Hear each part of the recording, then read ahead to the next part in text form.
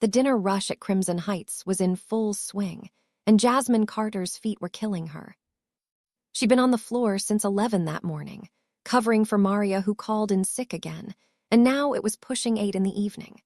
The restaurant was packed with the usual crowd of investment bankers, tech executives, and old money types who dropped more on a single bottle of wine than Jasmine made in a week. "Table 14 needs their check," the hostess called out as Jasmine passed the front station. "Got it." Jasmine grabbed the leather check presenter and weaved through the crowded dining room, her practiced smile firmly in place. 26 years old, and she'd been waitressing for nearly a decade now. Started at a diner in the Bronx when she was 17, worked her way up to fancier and fancier places until she landed here at Crimson Heights. The tips were good. The clientele was demanding, and every dollar went straight into the savings account she'd opened for Terrence's college fund. Her younger brother was a freshman at Howard University now, living his dream while she worked double shifts to keep him there. Their mother had passed away 14 months ago, cancer eating through her body faster than the doctors predicted. The medical bills had eaten through everything else: Jasmine's nursing school savings, the small life insurance policy, the emergency fund their mother had scraped together over 20 years of working 3 jobs. But Terrence was going to graduate. He was going to have the life their mother wanted for both of them. Jasmine would make sure of it, even if it meant working doubles until her legs gave out. She delivered the check to table 14 with a bright smile, collected the signed receipt with its generous tip, and was heading back to the kitchen when she noticed the commotion near the front. Marcus, the manager, was practically vibrating with nervous energy as he spoke to a tall man in an expensive dark suit. The man had the look of private security, the kind of subtle but unmistakable presence that said he could handle any threat that came his way. "The entire VIP section has been reserved," Marcus was saying. "Everything is prepared exactly as requested." Jasmine's coworker Destiny sidled up beside her. "Girl, you see who's coming in tonight?" "No idea. Some big shot." Destiny's eyes went wide. "Some big shot? Try the biggest. Word is it's some Korean businessman, mega rich, mega private. The kind of rich where nobody even knows exactly what he does, you know what I mean." Jasmine knew what she meant. Crimson Heights attracted all types, including the ones whose money came from places you didn't ask about. "Who's working VIP?" Jasmine asked. "You, apparently. Marcus just told me to switch. He wants the best up there tonight, and you know I can't keep my mouth shut when I get nervous." Jasmine sighed. VIP meant better tips, sure, but it also meant more pressure, more demanding clients, more of everything that made this job exhausting. Still, she couldn't say no. The money was too important. "Fine, let me just finish up my tables and I'll head over."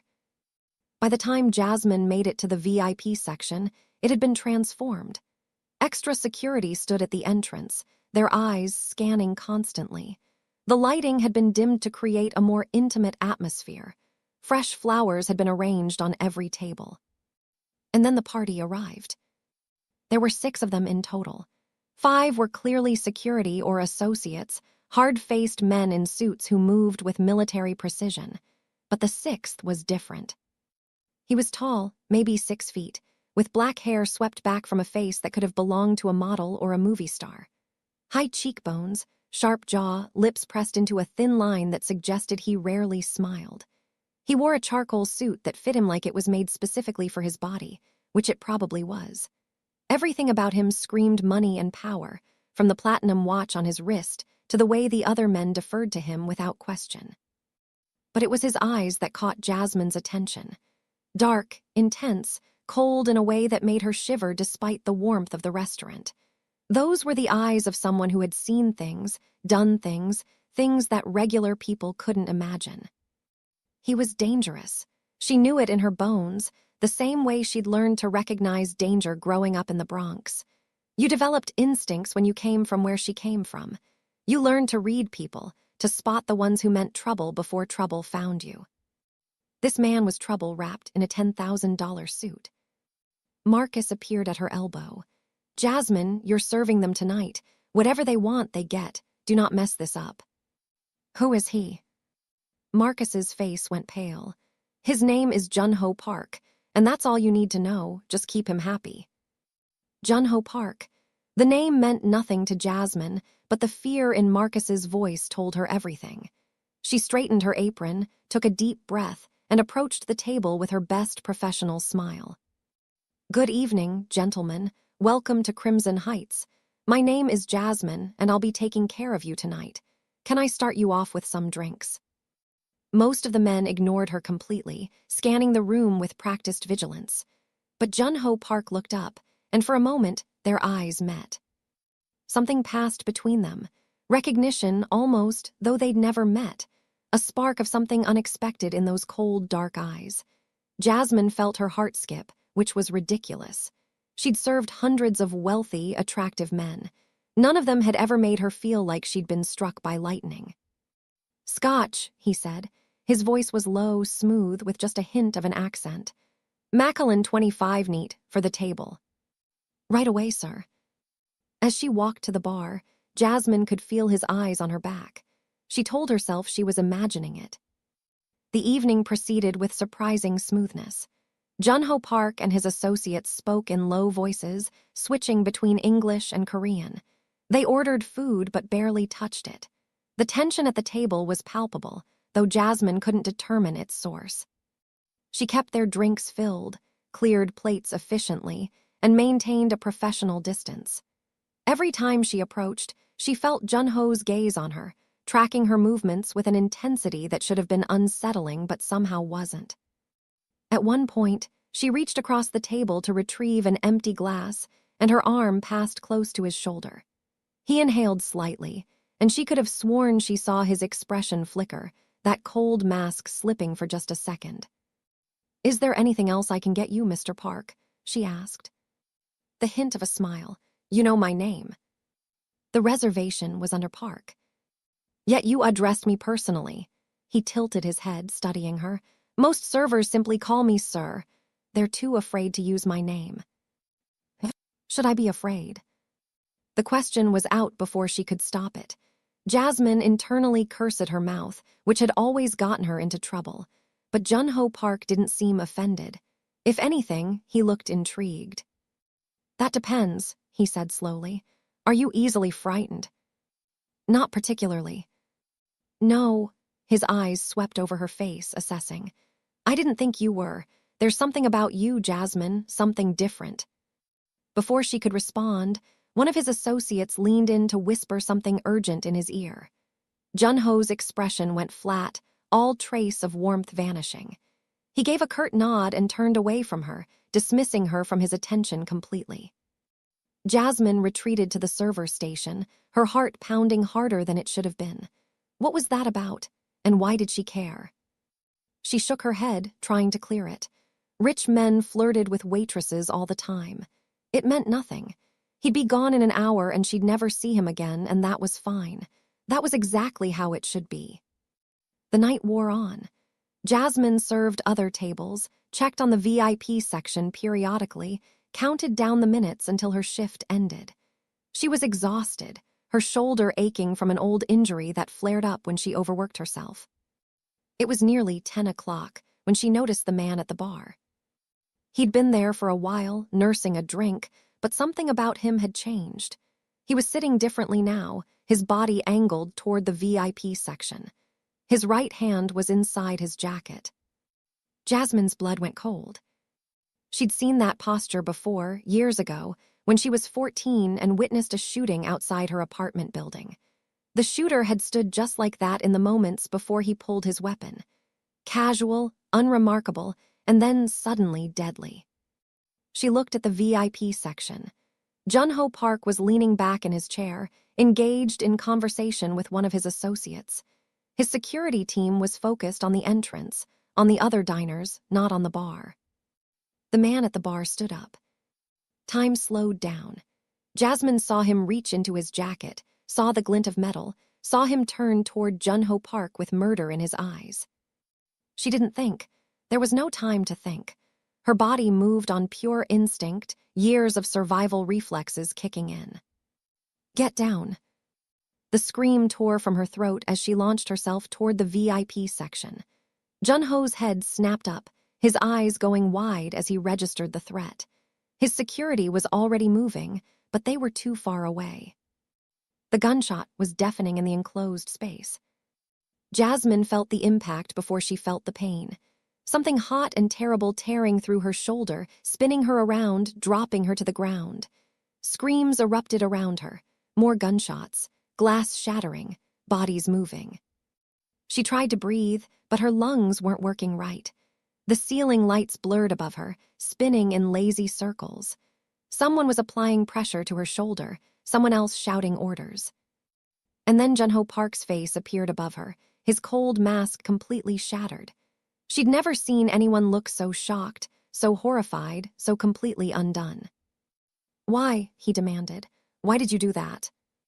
She wanted to answer, but her tongue was too heavy. The pain was really hitting her now, waves of it crashing over her body. She was going to pass out. She knew the signs. "Stay with me," Jun-ho commanded. "Don't you dare close your eyes, help is coming." But her eyes closed anyway, and the last thing she saw was his face, that cold, dangerous face, twisted with an emotion she couldn't name. Then there was only darkness. If you're watching this right now, please hit that subscribe button. This story is going to take you on a journey you won't forget, and I need to know you're riding with me. Drop a comment and tell me what city you're watching from.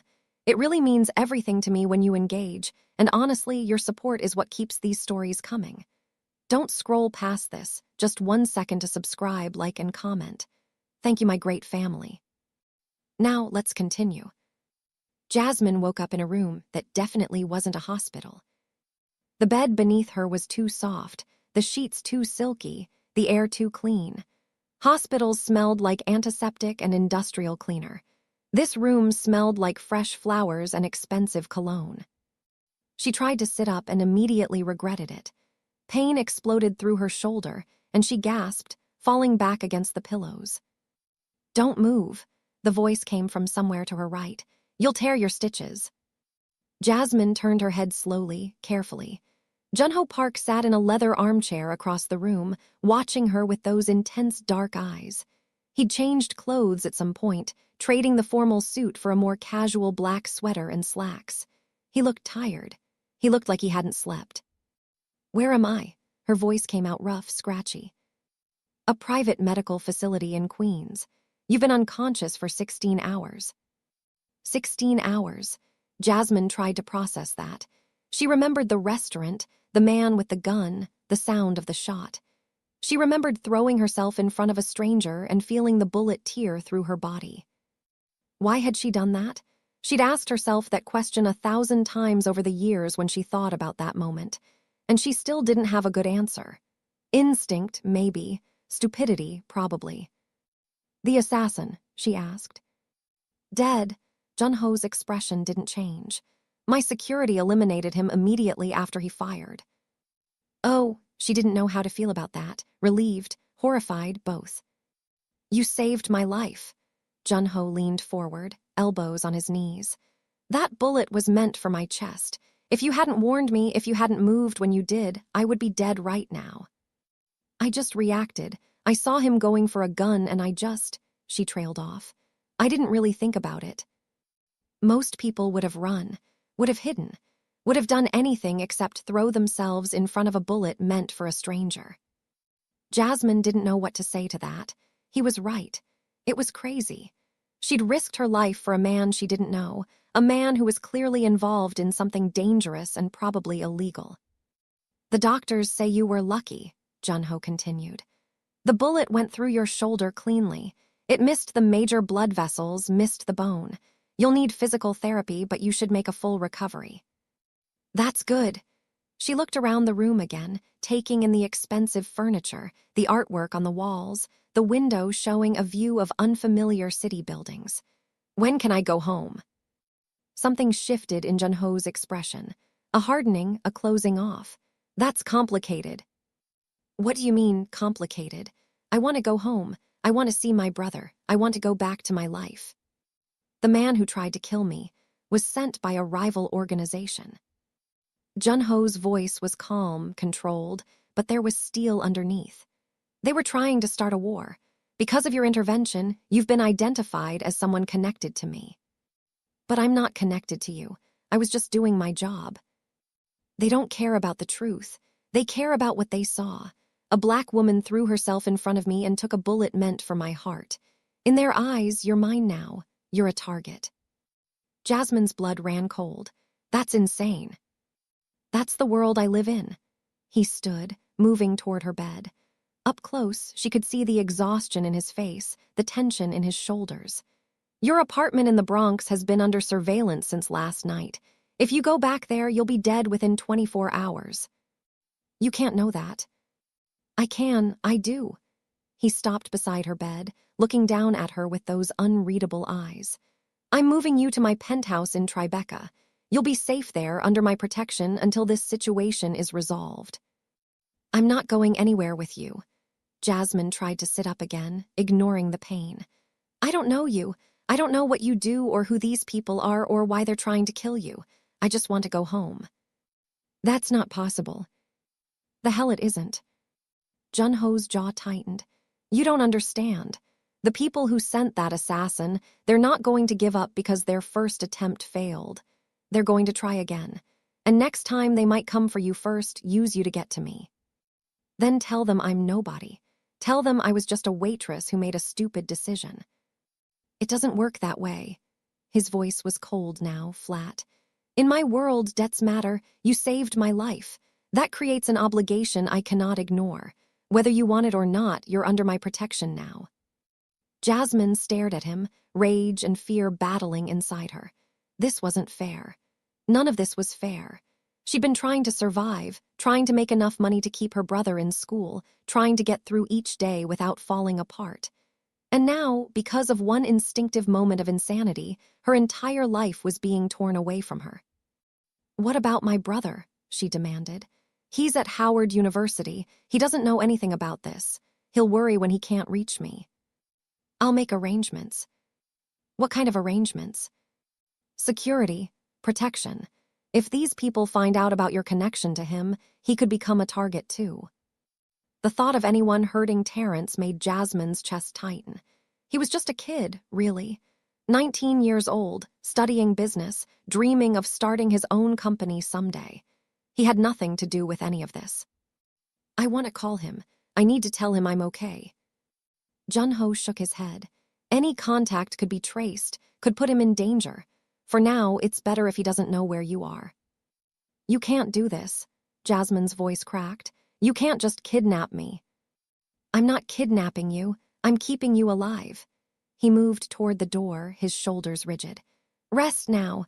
The doctors will check on you in a few hours. Once you're stable enough to travel, we'll move to the penthouse. And if I refuse? He paused at the door, not turning around. Then you'll die, and your brother will probably die too, because they'll use him to confirm you're no longer useful to me. He finally looked back, and there was something almost like regret in his eyes. I'm not asking you to trust me. I'm asking you to survive. He left without waiting for a response. 24 hours later, Jasmine stood in the living room of Junho Park's Tribeca penthouse, staring out at the Manhattan skyline. The view was incredible. All of downtown spread out below her, the Hudson River gleaming in the afternoon sun, the Statue of Liberty a tiny green speck in the distance. She'd lived in New York her entire life and never seen the city from this angle. It was like looking at a completely different world. Which she supposed it was. The penthouse was huge. 3 bedrooms, a gourmet kitchen, a library, a home office, more space than she'd ever seen in any apartment. The furniture was all modern and expensive, blacks and grays and chrome. There were very few personal touches. No family photos, no artwork that seemed meaningful, nothing that gave any indication of who Junho Park really was.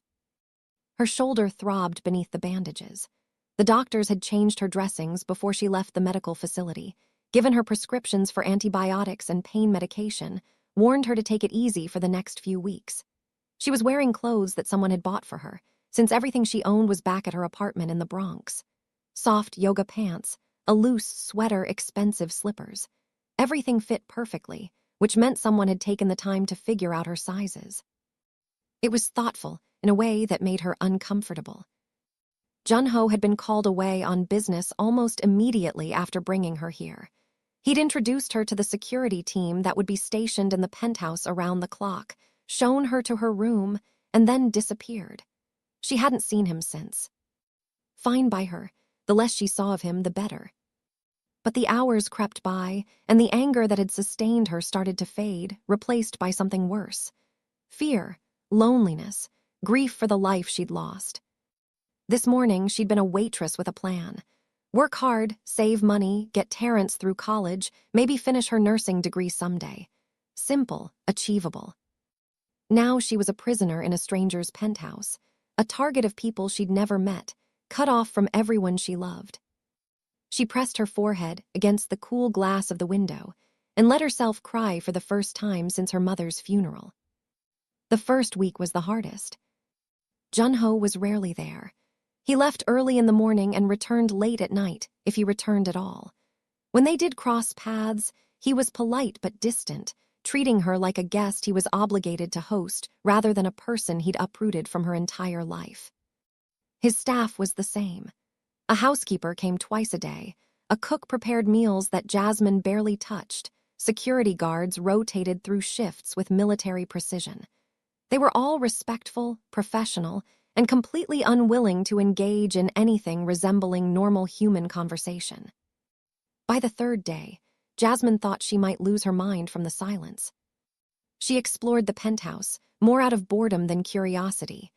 The rooms were all immaculate and impersonal, except for one, Jun-ho's private library.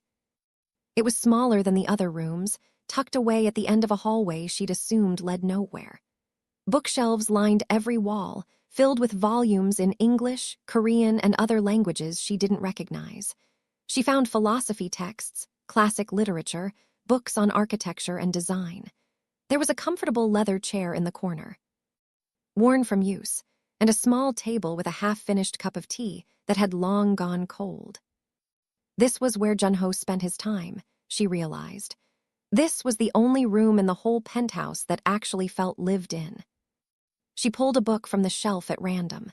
Marcus Aurelius, Meditations. The margins were filled with handwritten notes in elegant script. Some in English, some in Korean, all clearly made by someone who'd read this book many times and thought deeply about its contents. It didn't match.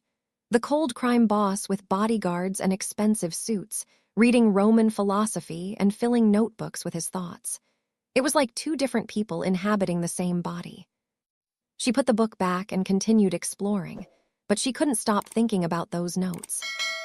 On the fifth night, Jasmine couldn't sleep.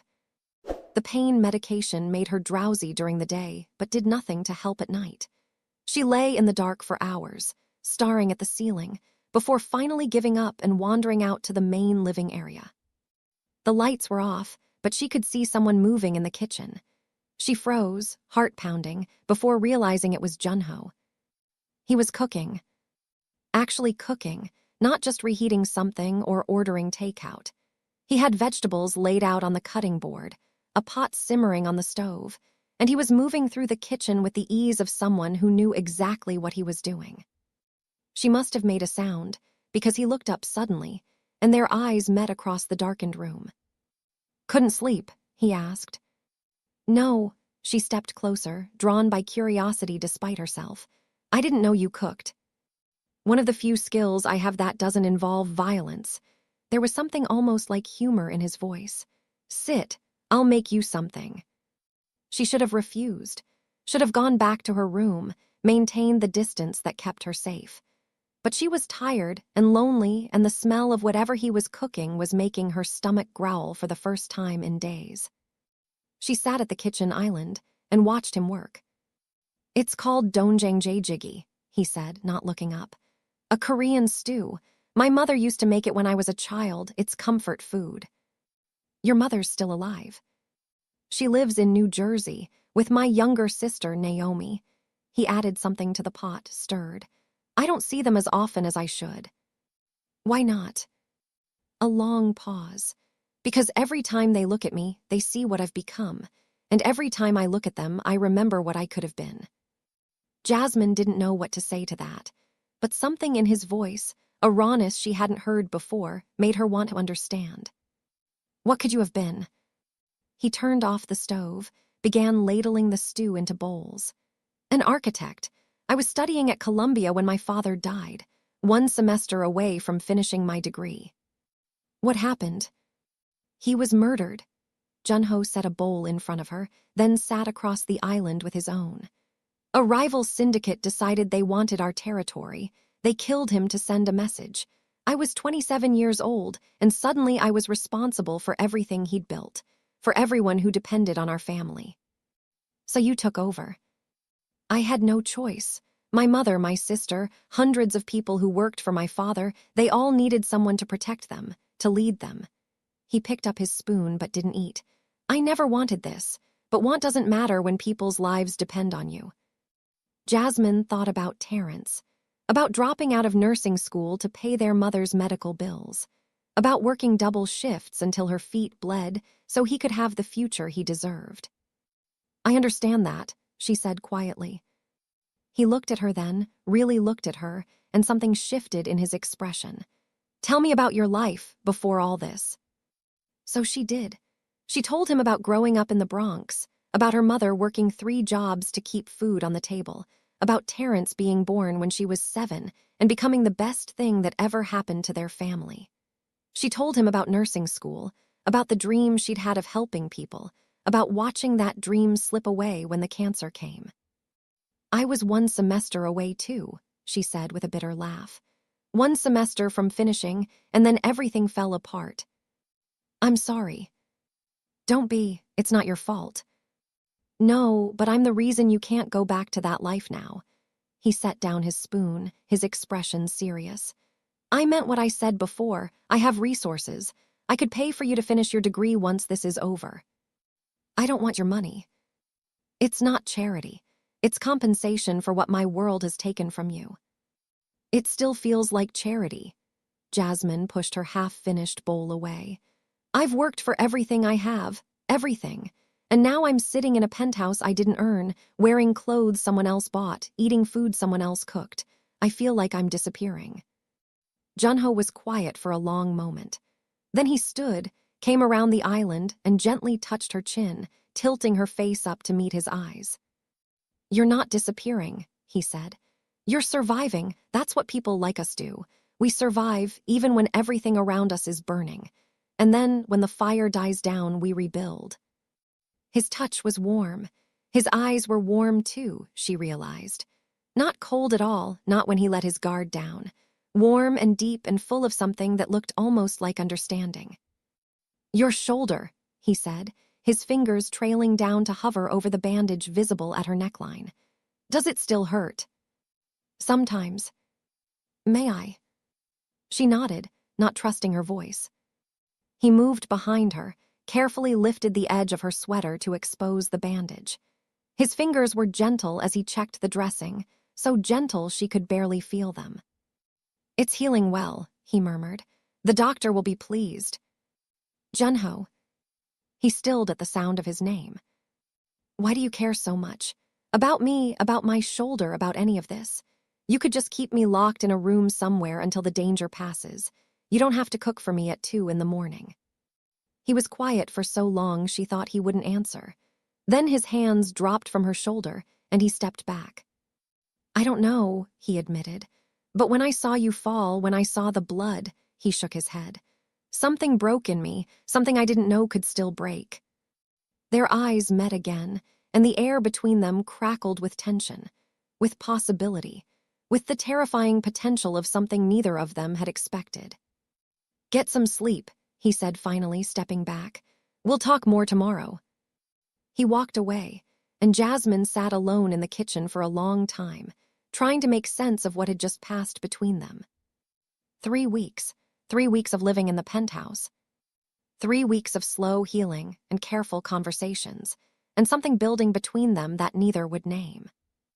Junho had assigned her a personal bodyguard named Diego Martinez, a stocky Puerto Rican man with kind eyes and a quick smile. He was nothing like the other security guards, willing to actually talk to her, to treat her like a person instead of a package to be protected. "He's not what you think, you know," Diego said one afternoon as they sat in the living room playing cards. "The boss. What do I think he is? A monster, a criminal, someone who chose this life because he wanted power." Jasmine shrugged, focusing on her cards. "I don't think that." "Good, because you'd be wrong." Diego laid down his hand, a winning flush. "I've been with him for 6 years, watched him take over after his father died, watched him try to hold everything together. You know what he did first thing?" "What?" "Shut down the drug trade. Completely. His father had been running heroin through the ports for years. Junho said no more, said he wasn't going to profit off people's addictions." Jasmine looked up, surprised. "I didn't know that." "Most people don't. It cost him millions and it made a lot of enemies. But he did it anyway because he thought it was right." Diego gathered the cards to shuffle again. "He's not perfect. He's done things that would make you sick, but he's trying to be better than what he inherited. That counts for something." Jasmine thought about that conversation for days. Thought about the philosophy books in the library, the notes in the margins, the way Junho's eyes went soft when he talked about his mother and sister. Thought about the man who cooked comfort food at 2 a.m. and checked her bandages with gentle hands. She was starting to see him differently, and that terrified her. One night, she confronted him about the debt. She'd learned from Diego that Junho had been paying off her mother's remaining medical bills, had quietly arranged for round-the-clock security for Terrence in D.C., had been making her problems disappear without ever saying a word to her about it. "You had no right," she said, standing in his office doorway. "That was my debt, my responsibility." Junho looked up from his computer, his expression unreadable. "It was handled." "That's not the point. You can't just fix my life without asking me. I'm not a project, Junho. I'm not some problem to be solved." He stood, moving around his desk toward her. "I wasn't trying to." "You were. You've been treating me like a child since the moment I woke up in that medical facility. Making decisions for me, controlling what I can do and where I can go, throwing money at everything like that makes it okay." "I was trying to help." "I don't want your help." She was shouting now, weeks of frustration boiling over. "I want my life back. I want to see my brother. I want to go back to work. I want to sleep in my own bed in my own apartment. I want to stop feeling like I owe you something I can never repay." Junho's control finally cracked. "You don't owe me anything. You saved my life. If anything, I owe you." "Then let me go." "I can't." He was close now, close enough that she could see the pain in his eyes. "Don't you understand? If you leave, if something happens to you, I'll never forgive myself. I've watched too many people die because I couldn't protect them. I won't add you to that list." "That's not your choice to make." "Then help me make a different one." His voice dropped, ragged with emotion. "Tell me what you need. Tell me what would make this bearable and I'll do it. Anything." "I need you to stop pretending this is just about keeping me safe." The words came out before she could stop them. "I need you to admit there's something else going on here." The silence stretched between them, heavy and charged. "There is," Junho said finally. "I can't stop thinking about you. You haunt every moment of my day. When I'm working, when I'm supposed to be focused on survival, all I see is your face. All I hear is your voice." "Junho, your fearlessness, your defiance, the way you look at me like I'm not a monster." He reached out, touched her cheek, so softly it was almost not there. "You make me feel things I thought died when I entered this life, and it terrifies me." She should have pulled away, should have maintained the distance that kept her safe. Instead, she kissed him. It was explosive, desperate, hungry in a way she'd never experienced. His hands tangled in her hair, her arms wrapped around his neck, and for a perfect moment, nothing existed except the two of them and the electricity between them. Then reality came crashing back. The door burst open. Vincent Chen, Junho's right-hand man, stumbled in with panic on his face. "Boss, we have a situation." Junho pulled away from Jasmine, his expression shifting instantly from passion to cold focus. "What is it?" Volkov's made his move. He's grabbed Lisa Chen, the daughter of your ally in Philadelphia. He's demanding you surrender yourself in exchange. Jasmine watched Junho's face harden, watched the warmth drain out of his eyes, replaced by something ruthless and calculating. Prep my team. We leave in an hour. It's a trap, Vincent warned. Obviously, but I can't abandon Kim. He's been loyal for 20 years. Junho turned to Jasmine, his expression softening slightly. Diego will take you to a safe house upstate. You'll be protected there until this is resolved. You're walking into a trap. I know. You could die. I know that too. He moved toward her, cupped her face in his hands. But some things are worth dying for. Loyalty, honor, protecting the people who trust you. What about protecting me? Something flickered in his eyes. Pain, maybe, or regret. That's why I'm sending you away. Whatever happens to me, you'll be safe. She wanted to argue, wanted to scream at him for being so stupid and noble and willing to throw his life away. But she could see in his eyes that his mind was made up. Promise me you'll come back, she whispered. I can't promise that. Promise anyway. He kissed her instead, deep and fierce and full of everything he couldn't say. Then he pulled away, and the cold mask slid back into place. Diego, get her out of here. He was gone before she could say goodbye. The safe house was in the Catskills, a rustic cabin hidden deep in the woods. Diego, along with 2 other guards named Parker and Mitchell, drove her there in an armored SUV that night. Jasmine couldn't stop thinking about Junho, about the kiss, about the way he'd looked at her before he left, like he was memorizing her face, like he might never see her again. She tried to watch the news on her phone, but there was nothing about a confrontation in Philadelphia. Either it hadn't happened yet, or it was being kept quiet. He's going to be fine, Diego said, reading her expression. The boss is tough. He's survived worse than this. Has he? Diego's hesitation told her everything. The first night passed without incident. Jasmine barely slept, startling at every sound from the woods outside. By morning, she was exhausted and irritable, packing the cabin like a caged animal. The second night, everything went wrong. Parker received a phone call around midnight. He stepped outside to take it, was gone for about 10 minutes, then came back in with a strange look on his face. Everything okay? Diego asked. Fine, just my girlfriend. But something felt off. Jasmine noticed it first, the way Parker and Mitchell kept exchanging glances, the tension in their shoulders. She caught Diego's eye and saw that he'd noticed it too. She was in the kitchen, reaching for a glass of water, when she heard the click of a safety being released. Don't move. Parker's voice was ice cold. Either of you. Jasmine turned slowly. Parker and Mitchell had their guns drawn, aimed at Diego. What the hell is this? Diego demanded. Sorry, brother. Better offer came along. Parker shrugged. Volkov's paying triple what the boss pays, and he's going to win this war. Might as well be on the winning side. You piece of. Parker fired. Diego dove sideways, the bullet grazing his arm. He rolled, came up shooting, took out Mitchell with 2 quick shots. Jasmine grabbed the knife from the kitchen counter and threw herself behind the island as gunfire erupted around her. Diego was hit. She saw him go down, blood spreading from his chest, but he kept shooting, kept fighting. Parker advanced, gun raised, ready to finish him off. Jasmine moved without thinking. She grabbed Diego's backup gun from the floor and fired, hitting Parker in the shoulder. He spun, shocked, and Diego used the distraction to put 2 more bullets in his chest. Parker crumpled. The cabin fell silent. Diego, Jasmine scrambled to his side, pressing her hands against the wound in his chest. Stay with me, stay with me. Get out of here, he gasped. There could be more.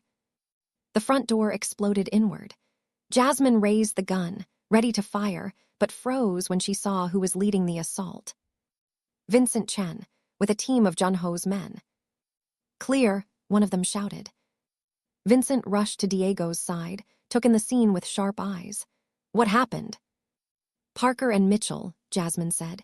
They turned, They were working for Volkov. Vincent's expression went dark.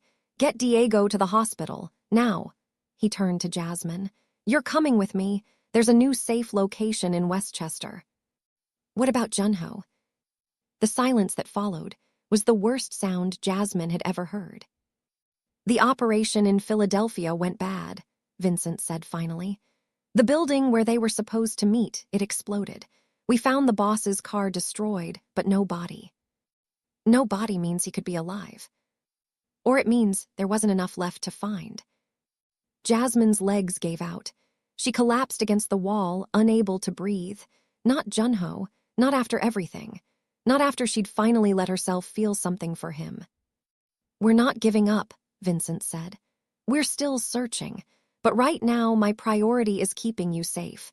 Those were his orders. He made me swear before he left that no matter what happened to him, you would be protected. He helped her to her feet, guided her out of the cabin, into another armored vehicle. The drive to Westchester was a blur of grief and shock and desperate hope. Alone in her new room, surrounded by guards she didn't know, Jasmine finally let herself fall apart. She cried until there were no tears left, until her throat was raw and her eyes were swollen. Junho couldn't be dead. He couldn't be. She refused to believe it. But as the hours passed with no word, hope became harder and harder to hold on to.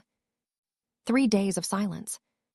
Vincent had taken over operations, trying to hold Junho's organization together while hunting for the mole who had fed information to Volkov.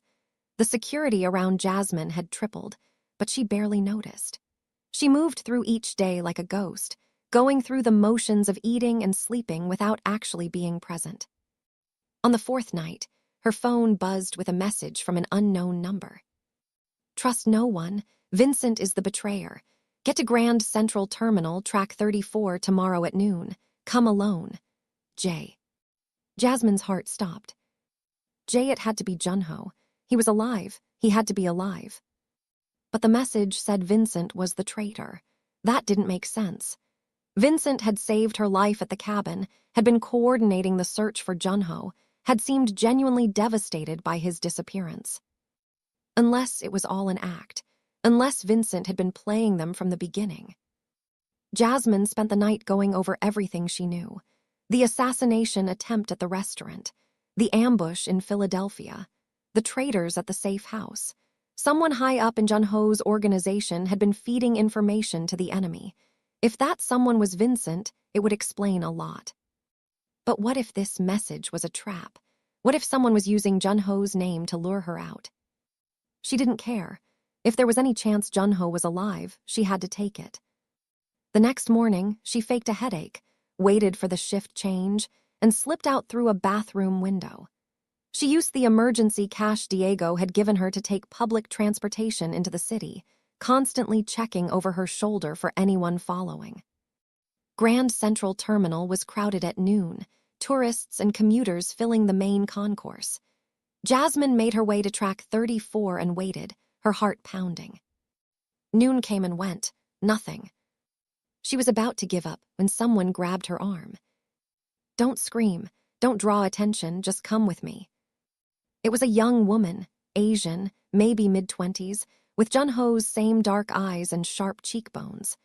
She was wearing a baseball cap and oversized jacket, trying to blend into the crowd. "Who are you?" "Naomi Park, Junho's sister. Please, we don't have much time."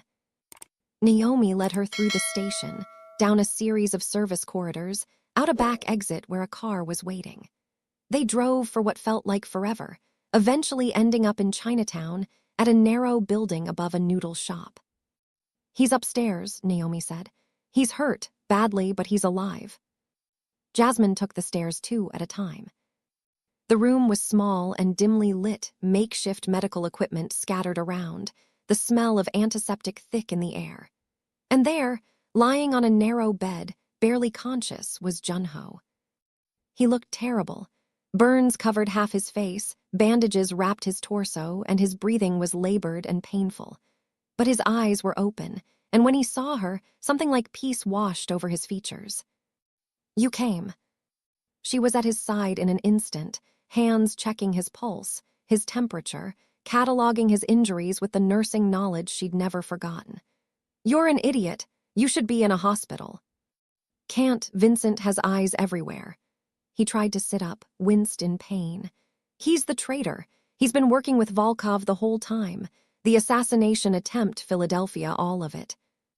"Why didn't you tell someone?" "I didn't know for sure until the explosion. Vincent set it up, meant to kill me and take over, but I got lucky. Blast threw me clear." He gestured weakly at his injuries. "Mostly clear, anyway." Jasmine's hands were shaking. With relief, with fury, with the overwhelming need to keep him safe. "What do we do now?" "Vincent is meeting with Volkov tomorrow night, a warehouse in Red Hook. They're going to finalize their takeover." Junho's eyes met hers, and she saw the resolution there. "I have to be there. I have to end this." "You can barely stand." "Doesn't matter." "It matters to me." She grabbed his hand, squeezed it tight. "You almost died. You're going to walk into another trap, and this time you won't be lucky. I can't." Her voice broke. "I can't lose you, Junho." He reached up with his good hand, touched her face. "I'm already dead if Vincent wins. My mother, my sister, everyone loyal to my father. He'll eliminate them all. I can't let that happen, even if it costs me everything." Jasmine looked at him, this broken, stubborn, impossible man who had turned her life upside down. And she made a decision. "Then I'm going with you." "Absolutely not." "You don't get to decide that." She set her jaw. "You need all the help you can get, and I'm not sitting in another safe house, waiting to find out if you lived or died. If you're going to that warehouse, so am I." "Jasmine." "Don't argue. You won't win." For a long moment, he just stared at her. Then, incredibly, he smiled. A real smile, warm and full of something that looked a lot like love. "Okay," he said. "Together, then." The warehouse in Red Hook was a massive structure on the Brooklyn waterfront, all rusted metal and broken windows. The kind of place where bad things happened and nobody asked questions. Junho had spent the last 24 hours preparing. Naomi had reached out to loyalists within the organization, men who suspected Vincent but had been too afraid to act. Diego had discharged himself from the hospital against medical advice, insisting he wouldn't miss this fight. Together, they'd assembled a small team of fighters they could trust absolutely. But they were still outnumbered. Vincent had been consolidating power for days, and Volkov's men were professionals. If this came down to a straight fight, they would lose. So they needed a different approach. "I'll be bait," Jasmine said during the planning session. "They think I'm important to you. If one of your loyalists pretends to capture me and deliver me to Vincent, it'll draw them both out." "No." "It's the best option." "I said no." "And I said you don't get to decide for me." Jasmine stepped forward, took his hand. "I'm not afraid, Junho, and this plan gives you the best chance of getting close enough to end this." He looked at her for a long moment, every objection written on his face. Then he exhaled. "I hate this." "I know. If anything happens to you." "It won't. You'll make sure of it." The night of the operation, Jasmine was driven to the warehouse with her hands bound, a convincing captive. The loyalist pretending to deliver her was a man named Steve, one of Junho's oldest associates who had known his father. The warehouse was lit by industrial floodlights, casting harsh shadows across the concrete floor. Vincent was there, looking satisfied and smug, along with Volkov and over a dozen armed men. "Well, well," Vincent said, as Steve shoved Jasmine forward. "The waitress who started all this trouble. You've been surprisingly difficult to find." "She was at the upstate location," Steve lied smoothly. "Took some doing, but I got her out." Vincent studied him for a moment, then nodded. "Good work. Volkov, this is the insurance I mentioned.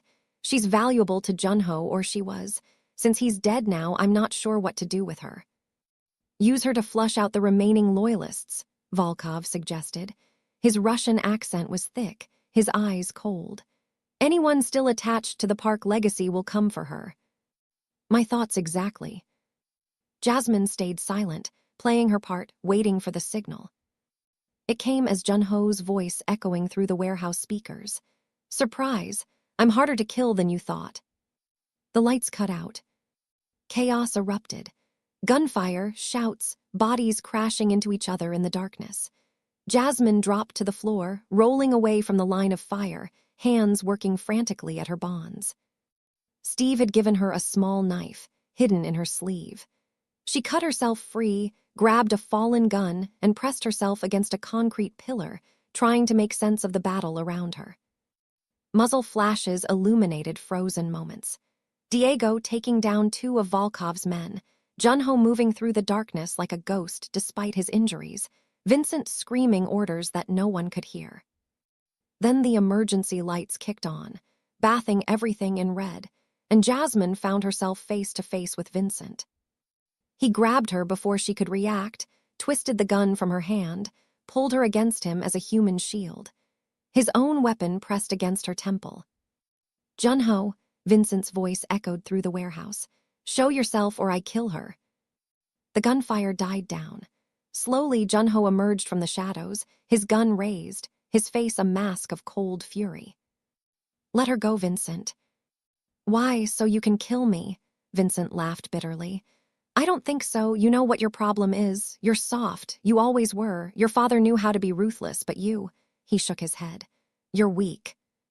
"Mercy isn't weakness. It's a choice. It's naivety, and it's why you were always going to fail." Behind Vincent, Jasmine saw movement. Volkov, wounded but still mobile, was raising his gun toward Junho's back.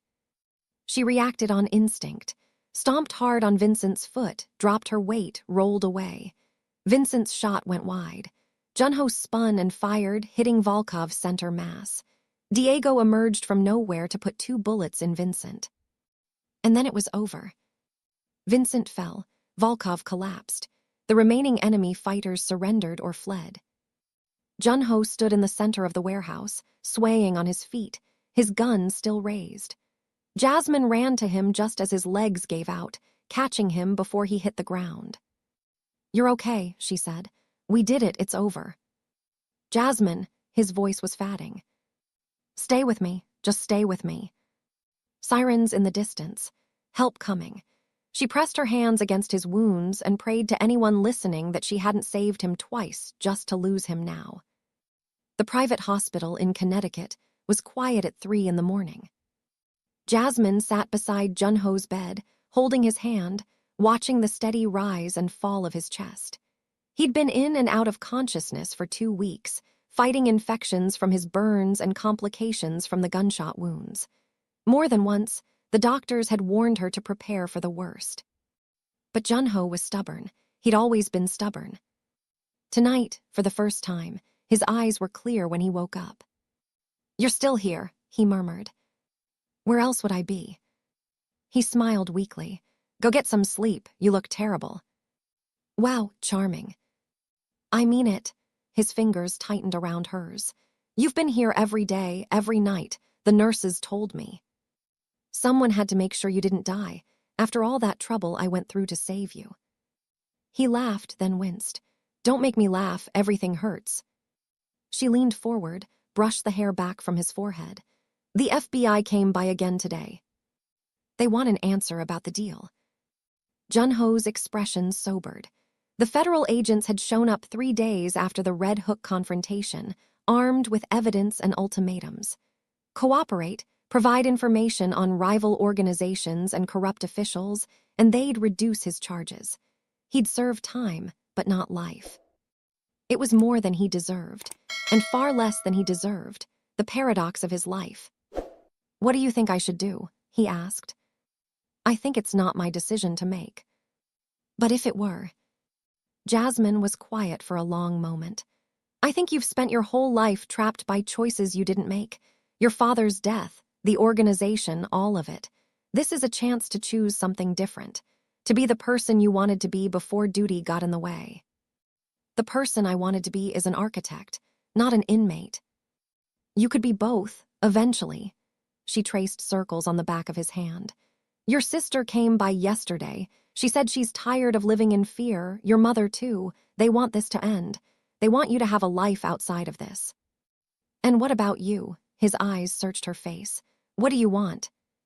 "I want you to be free, really free, not just out of prison, but free from everything that's been weighing you down."